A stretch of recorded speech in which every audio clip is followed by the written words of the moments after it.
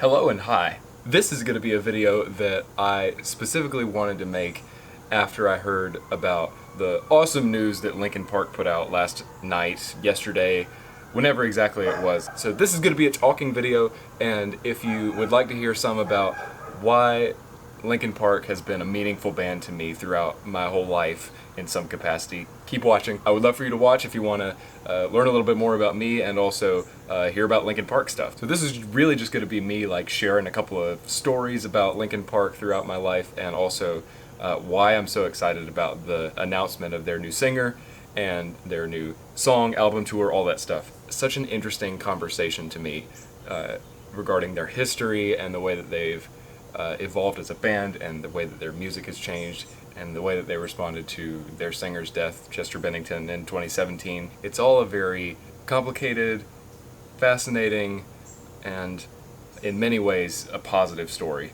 So here we go. Linkin Park for me is a band that's been sort of in my repertoire of music that I listen to frequently for my whole life.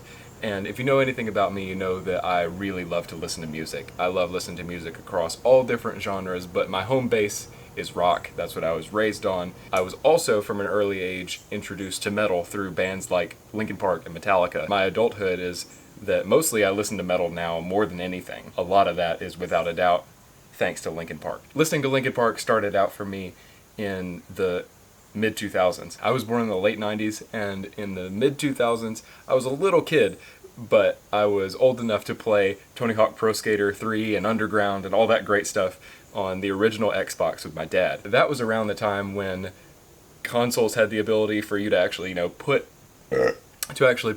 MP3 files onto them, and then you could listen to those files in-game in a lot of games. My dad would put like a great mixture of stuff onto the Xbox, and we would play Tony Hawk, and Linkin Park was on there. And so that's like the earliest that I remember hearing it, and I know for a fact that Points of Authority was one of those songs.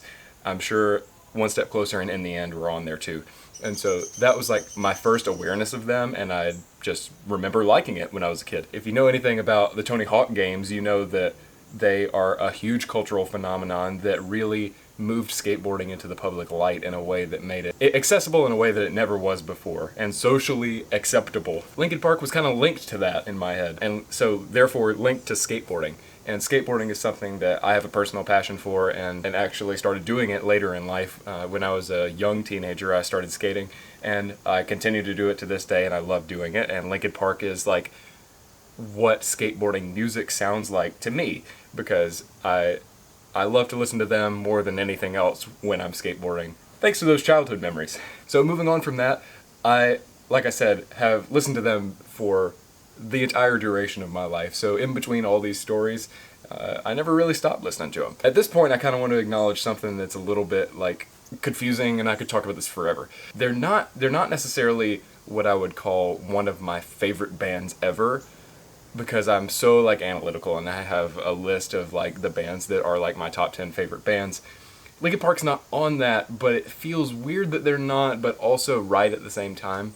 And the way that it sort of shakes out for me is like they're a band that's always been important to me and meaningful to me, just in like a different way. So moving on, they were my introduction to the genre nu metal, and they were my first introduction to harsh vocals. Chester Bennington is such an incredibly talented vocalist. He was a master of clean and harsh vocals, and had such a unique cadence and amazing delivery. If you've ever heard him, and especially if you like Linkin Park's music, you know that. He really was my first introduction to screaming in music, and it's now something that I'm so used to, and I seek it out all the time because I like the way that it sounds, whether that be in progressive metal, old school death metal, deathcore, whatever it is.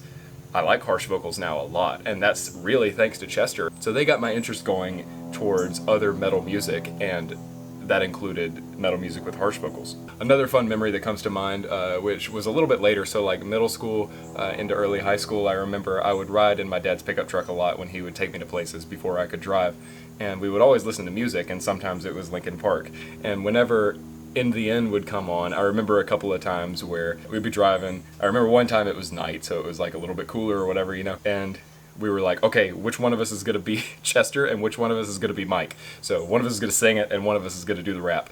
that's a really fun memory. Another thing having to do with In the End is when I was in high school, I had this really like difficult and kind of unnecessary curriculum in my 11th and 12th grade years. I would have to go to this English class that was the the final English class I would ever have to take. I would very frequently oblige the teacher on her willingness to let me walk out to the parking lot to get my lunch from the car because, I didn't want it to get cold or whatever. And so I don't even know what my argument was. I would do that like several times a week because she didn't mind. And so I'd get out of class for a few minutes and I'd just, enjoy walking to the car and walking back. And I always park far away so that I could have like a little walk. That was in 2017, the year that I graduated high school, and that was the year that the album One More Light came out, their final album with Chester. That was right around the time that the song Heavy was released as their first single from that album. I liked that song when it came out, and I was walking out to the car one day like I did, and I was listening to Heavy, and it was like a really cool atmosphere because I was walking around the building a little bit, and it was still early in the morning, so the sun was kind of, like coming up or whatever. It was like a whole vibe, and I specifically remember walking like in my high school parking lot, listening to Linkin Park and thinking like, this is great. Another thing having to do with high school is I specifically did not listen to the song In the End for the last like 6 months of high school because it was a very difficult like academic time, and I wanted to save the song In the End for like when I was done turning in like all of my garbage that I had to turn in at the end of 12th grade. It's not garbage. You know what I'm saying. So I turned in all these papers and all this stuff. I got in the car to go home and turned on In the End. And so it was like a reward after all this time of, working hard in school. So as you might have foreseen, the next thing that happened is the big bad thing. And so 2017, shortly after the release of One More Light, is the time that Chester Bennington died by suicide. And so Chester Bennington, the lead singer of Linkin Park, I found out that he had died by suicide after I had graduated high school and I was kind of at home waiting to start college. And I remember seeing it on Instagram, and I was just like heartbroken, and I went downstairs and told my parents, and they've always been supportive of me listening to music that I like, and they of course were aware of Linkin Park, and so they mourned with me in that moment. But I was just very surprised. But man, it really shook me up. It shook up the world, really. So it was just such a sad time. And I remember shortly after I started college in my freshman year, I remember sitting in my dorm room, and I knew that Linkin Park was going to do their long tribute show to Chester at the Hollywood Bowl. I sat there at my desk in my freshman dorm room and put my over-the-ear headphones on and watched the entire 3-hour performance. And it was an emotional, moving experience, and I was glad to be a part of their celebration of Chester. But man, it was sad. There's a happy memory associated with it where I was in the middle of some song. I'm not sure what it was. It probably was something from Hybrid Theory or Meteora, one of their first 2 albums. My roommate came in, because he had been gone for most of it, but he came in, and I didn't hear him come in because I had my headphones on and I was blasting the music. So I was like rocking out in my desk chair, and so he comes in, and I'm like a little bit embarrassed, but that was just like a funny thing. One of the most powerful moments of that performance was when they played Numb, which is one of their most famous songs, and it's a very emotional one, and they performed it by shutting all the lights off except for the spotlight on an empty microphone in the center of the stage. They played the song, but you couldn't see the band, and the entire audience sang Numb. I got chills just now thinking about it. It was very emotional, very moving moment. So next, kind of what happened is Mike Shinoda, the supporting vocalist and rapper for Linkin Park, he released a solo album called Post Traumatic in 2018. Also a very gut-wrenching thing. I was aware of it coming out, and so I listened to the songs, and I was like, wow, this is really good, and also a really, really brutal and honest exploration of grief.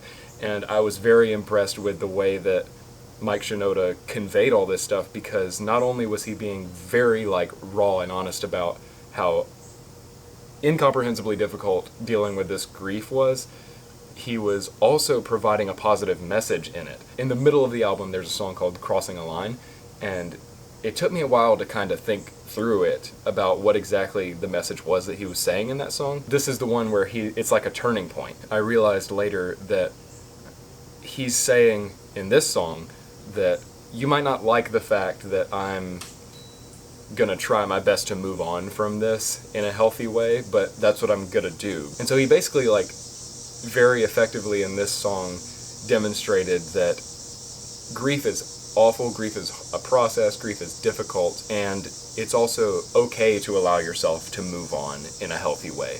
And if people have a problem with that, then they just don't understand your grief experience, and they won't anyway because they're not you. And so it was a very freeing message, because not only is he acknowledging grief and talking about going through it and not ignoring it, he's talking about a healthy way to move on. And so that really has stuck with me and has continued to be a very meaningful song. So moving on from post-traumatic to some other memories. So my high school car is not this Corvette. I got this Corvette much more recently, but it's actually a car that you can't see right now, but it's right there, and it's a 97 Grand Cherokee, in which I've listened to lots of Linkin Park throughout my life.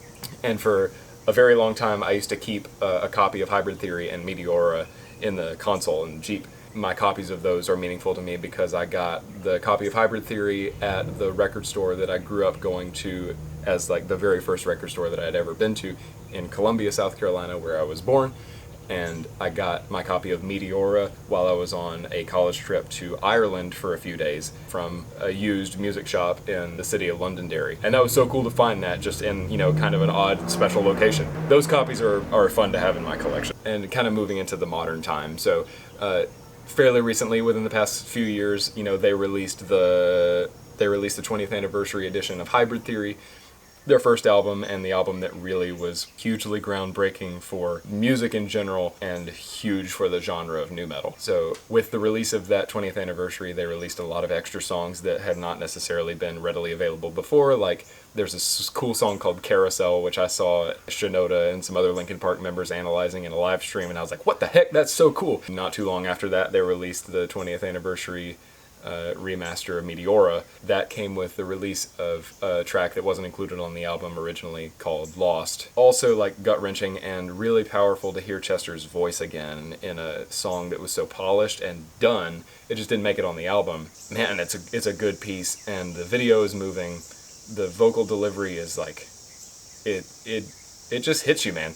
Now we're finally at the most recent history, and so they have been teasing getting back together as a band, making more music, and they've been teasing that their new vocalist that they would seek to hire would be a female. And when I heard that for the first time, I was like, man, that is an amazing decision, because there are so many talented female vocalists out there that do harsh vocals that would be such a good fit. If, for example, Courtney LaPlante from Spirit Box is just incredible, and that band also kind of has caught my attention in the last few years, and I love their music. She kind of raised my awareness of the fact that, gosh, there are so many talented female harsh vocalists out there. And there was a video that was released of Mike Shinoda playing like one-off performance in the studio of Bleed It Out with some Australian musicians, and one of them was a female vocalist, and she was just nailing it, and it was just like a moving thing. And I was like, gosh, that's gonna be so awesome if they can pull that off. And so now they've hired Emily Armstrong, sort of a lesser known vocalist, but she's had lots of success with her band in her own right. Now she's a member of Linkin Park. So yesterday when I was at work, I was on my phone looking at the countdown that they had going on Instagram of, you know, like, be a part of something. Yesterday evening, I checked, and they announced all this stuff. They announced that it was her, and that they're back together and they're doing an album and a tour, and here's a single. And it's like, I go into the kitchen, my wife had just been putting our baby to bed. Wife. And so it's like peaceful in the house, dark, throw in the AirPods, I'm gonna check out the new Linkin Park song, and I can't wait to hear her vocals.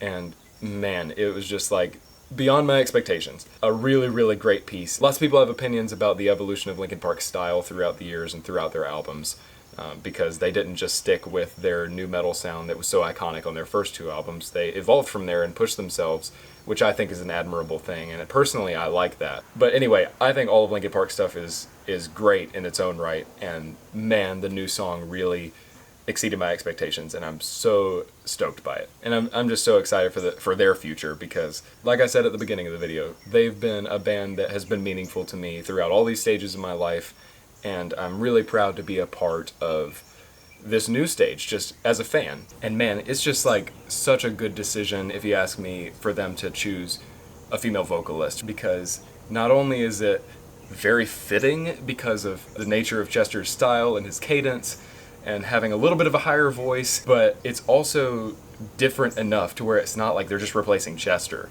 They're moving on to a new stage, and they're doing it in a way that's respectful, and their music is always going to be celebratory of Chester no matter what, and it seems like they're really like doing this in the best way that they could, and I'm just proud to see that. I think that's really cool. You know, I've always been jealous of people that grew up in the 80s and, you know, got to see bands come up and be famous like Def Leppard. People would go see AC/DC concerts with Bon Scott and see Metallica in their absolute prime, and, you know, all these other amazing bands. And, you know, there's always kind of a feeling of, man, I wish we had that.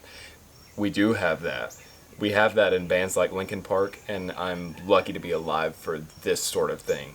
I'm lucky to be alive for what they're doing right now. They're not the only ones, but they're a beautiful example of that. With all that being said, thank you for watching. I really appreciate the fact that you would listen to all of this ranting, and I wanted to have a place where I could, you know, look back on this too. Because who knows what they'll, you know, be like in the future. Who knows how they will have affected me by then. So, again, thank you for watching. Hope you have a wonderful day or night or whatever you're doing, and I'm gonna go hit the floor and faint. One step closer to getting up off the garage floor, and I've given up on this outro, and weird things happen in the end of a video. Bye.